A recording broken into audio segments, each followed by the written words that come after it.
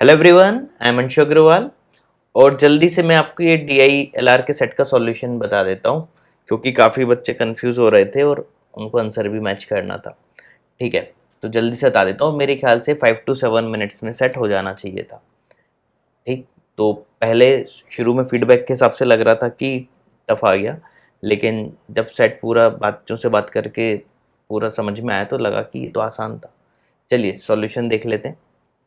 ठीक, देखो इतना सा तो था, तो ये क्या 10 मिनट में नहीं कर पाते। ठीक, चलिए पढ़ लेते हैं। In an election there are 3 candidates A, B and C. There are 5 constituencies S1, S2, S3, S4, S5, 20 voters each. सब में 20 वोटर्स इसमें दिए हुए हैं। ठीक है, total vote secured by A, B and C in all constituencies are, ये 49, 35, 16 दिया हुआ है और कुछ एडिशनल इन्फॉर्मेशन दी हुई है। देखो सबसे पहली फुर्सत में क्वेश्चन देखते से ही आपको क्या करना था, ये आप इधर लिखते S1, S2, S3, S4, S5। और इस टाइप के क्वेश्चन मैंने अपने वीडियो कोर्स में काफ़ी कराए हुए हैं। ठीक है, और ये A, B और ये C। अच्छा, सब में कितने वोटर्स थे? 20। ठीक, ये रात को 12 बजे वीडियो बना रहा हूँ मैं आपके लिए, ताकि सबको सही सही सॉल्यूशन पता चल जाए। तो यहाँ पे 20 लिख देते अपन। अच्छा, ए का टोटल कितना दिया हुआ है? 49, देन 35, 16। तो 49, देन 35 और देन 16। क्लियर? अब कुछ इन्होंने इन्फॉर्मेशन दी हुई थी, जैसे A1 S1 ओनली। तो देखो अपने हिसाब से यहाँ पे एक टिक लगा लेते ताकि पता रहे कि ये सिर्फ यहीं पे जीतेगा। ठीक, votes of B are in natural numbers and in ascending order from S1 to S5।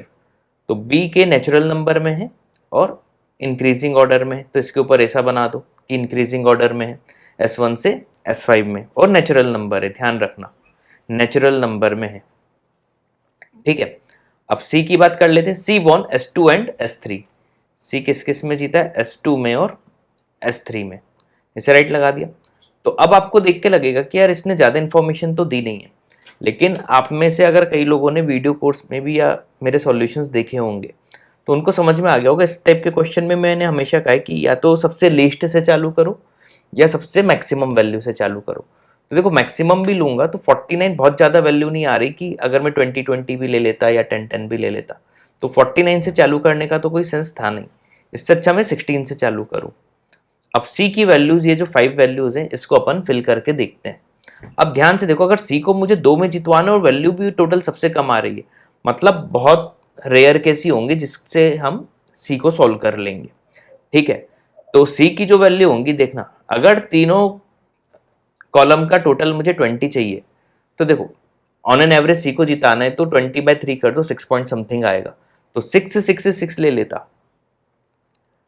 ठीक है, तो 18 हुआ, लेकिन C को जितवाना है तो अगर इसको 7 ले लूं तो 7 + 6 13। 13 में 7 ऐड करूंगा तो ही 20 आएगा, लेकिन दो के इक्वल हो जाएंगे।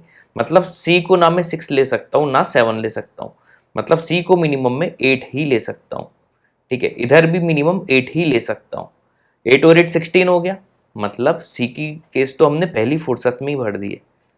तो शुरू के 2 मिनट में ही आप C की पूरे कॉलम की वैल्यूज भर सकते थे। तो आपको समझ में आया था यार C का तो सिर्फ 8 और 8 ही होगा। मैं बोल रहा हूँ 5 to 7 मिनट से ज़्यादा का क्वेश्चन ये नहीं था। ये तो अपन अभी काफ़ी बातें करेंगे तो थोड़ा सा लेंदी चले जाए, लेकिन ये इतना ही आसान था। अब देखो S2 और S3 पे मैं कंसंट्रेट करूँ। ठीक है, S2 और S3 में देखूँ तो देखो 20 में से 8 आ चुका है, बचा है 12 है, और A को अब मुझे कहीं भी नहीं जिताना है, मतलब 6 और 6 ही 12 होता है, तो A को जिताना नहीं है। तो अगर 6 और 6 ही होता है, A को जिताना नहीं है, तो या तो मैं 6 से 6 ले सकता हूँ, या 5 और 7 12 ले सकता हूँ। ठीक है, या इसको 5 इसको 7 कर दूंगा, इस टाइप से कुछ भी ले सकता हूँ।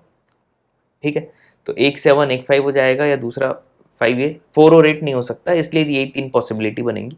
अब बी को इंक्रीजिंग ऑर्डर में लिखना है तो 7 और 6 वाला केस नहीं लेंगे, या तो 5 और 6 ले लेंगे। ठीक है, या इसमें 7 और 5 ऐसा ले लेंगे। ठीक है, इस टाइप से कुछ पॉसिबिलिटी बनेगी। मतलब बी की ये जो दो वैल्यू होंगी, S2 और S3 की, ये तो 5 6 7 में से ही कोई ना कोई होगा। एक चीज इतनी समझ में आ गई, ठीक है। अब S4 और S5 में ध्यान दूं, ए को तो जिताना नहीं है, ए तो सिर्फ S1 में ही जीता है। तो अगर बी को जिताना है तो बी को मिनिमम कितना दे सकता हूँ, देखो 10 और 10 20 होता है, तो 10 से तो ज़्यादा ही देना पड़ेगा, है ना। तो इसको 11 दे देते हैं, ठीक है, इसको 9 हो जाएंगे, ठीक है। तो ये श्योरिटी वाला है, क्योंकि बी को जिताना है, इसमें ए को सिर्फ एक में जिताना है, वो इक्वल दे देते तो दोनों विनर हो जाते, लेकिन इसने लिख दिया था ओनली ए, ठीक। तो 11, और बी का अगर इंक्रीजिंग ऑर्डर में, तो अगला मिनिमम भी देखूं तो 12 ही आएगा, तो 12 और 8, ठीक है। ये दो वैल्यू तो कंफर्म है। अच्छा, 11 और 12 का एडिशन कितना हो गया, 23। अभी मुझे 12 चाहिए, अभी मुझे 12 चाहिए। तो देखो, अब मैंने बात की इधर 5 6 या 7 में ही आ सकता है, तो बी पे ही हम ध्यान दें, तो 12 कैसे ला सकता हूं मैं, 5 और 7 से 12, है ना। अच्छा, तीन चीज़ों का समीशन 12 चाहिए, है ना। 5 7 इधर 12 ले लिए तो इधर 0 लेना पड़ेगा, लेकिन अच्छा कुछ लोगों ने ये भी केस बनाया है, लेकिन उन्होंने ये ध्यान फिर नहीं दिया होगा कि बी को नेचुरल नंबर बोला है, तो अगर इसको 0 की जगह कम से कम एक तो फिर देना ही पड़ेगा, है ना। तो अगर मैंने इसको 1 दे दिया, तो फिर इसको मैं 7 की जगह क्या कर देता हूँ, 6 कर देता हूँ, क्योंकि ओवरऑल इन तीन बॉक्स का समीशन 12 होना चाहिए था। तो 1 + 5 6 + 6 12, है ना। 12 + 11 23 + 12 35, बी का काम भी हो गया। अब तो ए की वैल्यू सिर्फ जो भरना है वो फॉर्मेलिटी बची हुई है। तो देखो, अभी 7th मिनट चल रहा है और ये क्वेश्चन सॉल्व हो चुका है। मैंने कहा था ना, ये क्वेश्चन कोई भी टफ नहीं था, और आप अगर 2-3 मिनट और एक्स्ट्रा ले लो सोचने के, तो मैक्स टू मैक्स 10 मिनट में आप ये कर सकते थे। तो ये 1 है, तो ये 19 होगा, और देखो ए सिर्फ S1 में ही जीता, S2 में 8 + 5 13 + 7, फिर 8 + 6 14 + 6 20, फिर ये पूरा सेट हमारा कंप्लीट हो गया। और ये एडिशन करके देख लेना, 49 ही होगा। तो 19 + 7 26 + 6 32, 32 + 9 41 + 8 49, ठीक है। तो उम्मीद है ये अच्छे से समझ में आ गया होगा। अब ये जो क्वेश्चन थे, आई थिंक पूरे क्वेश्चन तो मुझे पता नहीं चले, लेकिन ये 3 क्वेश्चन देख लेते हैं। In which constituency B have less vote than both C and A, है ना। तो देखो, इसमें दोनों से कम नहीं है, S2 में इसके दोनों से कम है, सिर्फ S2 में ही कम है, ठीक है। तो इसका आंसर क्या हो जाएगा, S2। फिर बोला ए और सी को मिला दें, है ना। तो ए और सी का लीस्ट वोट कितने हैं, तो पहले में तो 19 हो जाएगा, दूसरे में 8 + 10 15, S3 में 8 + 6 14, फिर 9, फिर 8, तो S5 में 8 होगा, है ना।